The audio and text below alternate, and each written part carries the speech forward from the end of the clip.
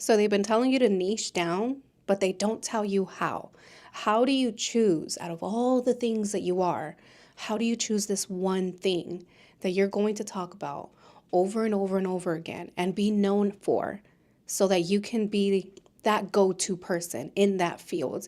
And how do you know that when you make that choice, it's not going to be the wrong choice? How do you know if it's the right choice? In this video, I'm going to be walking you through the steps that I took to finally choose my niche, my topic, my thing.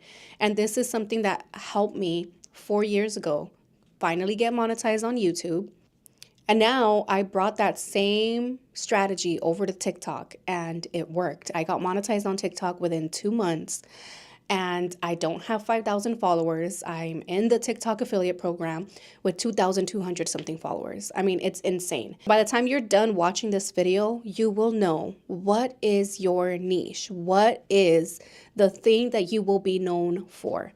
Number one thing that I had to really ask myself was writing down all the things that I am, all the things that I'm into, all the things that I'm like, well, I could talk about this and I could talk about that. And I write it all down on a piece of paper. We're just going to like brain dump all of this.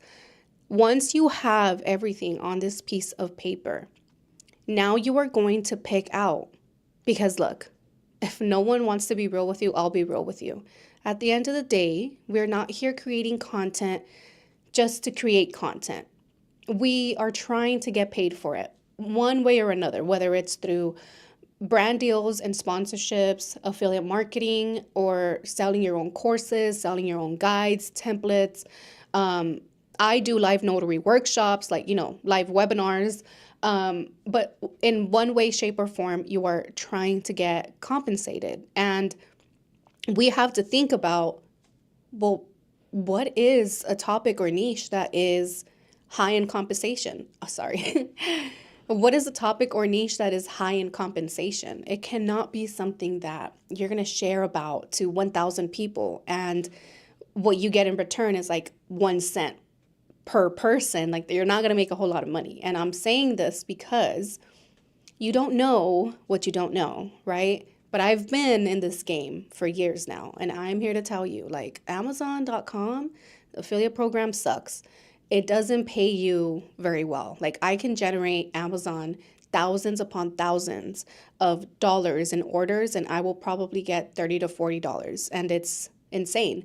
And I have products on my Amazon like storefront that are hundreds of dollars. And imagine if you were to get into something that's like a little bit more like fashion related or even like kitchen or home.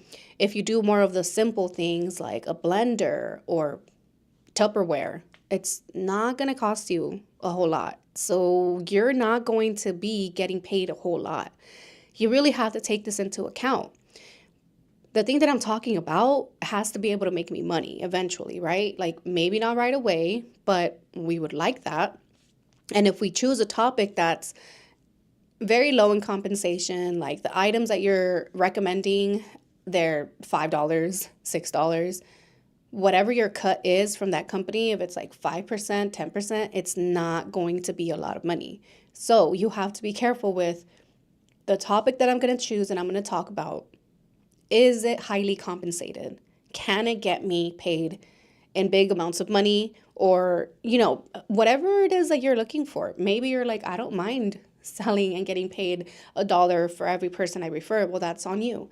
But it is something that you have to look at and like just take into account before you decide, okay, well, this is going to be the thing that I talk about and that I'm going to be known for.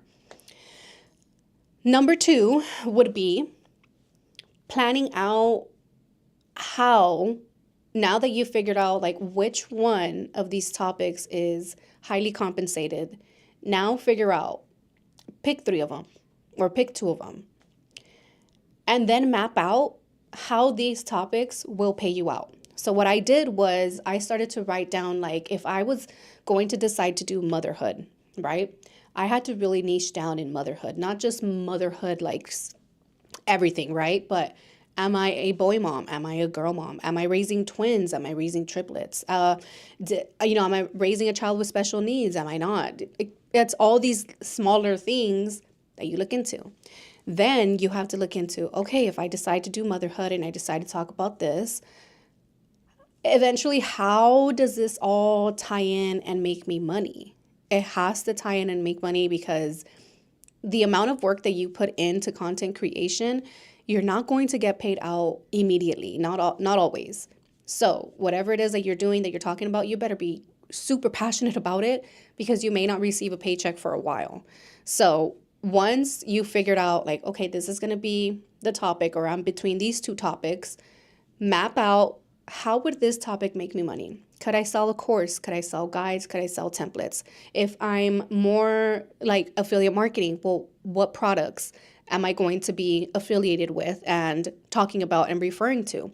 You can start to do this research even before you have your social media handles and like you started posting content already. You can do all of this market research before you even go live, right?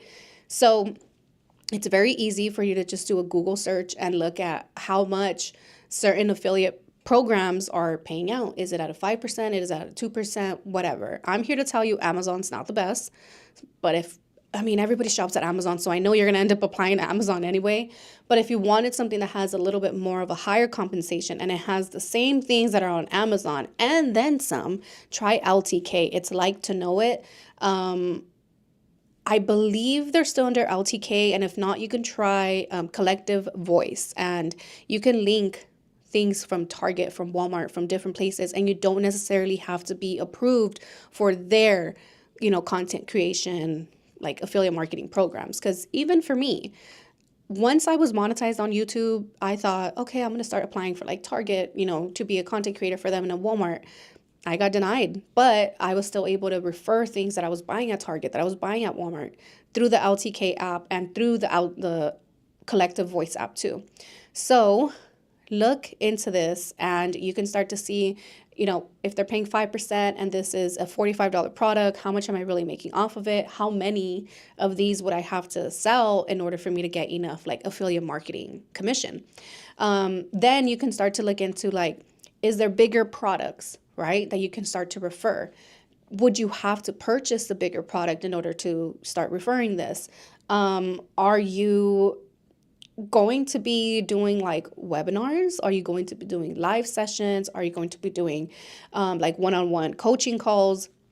These are all small things that you need to take into account.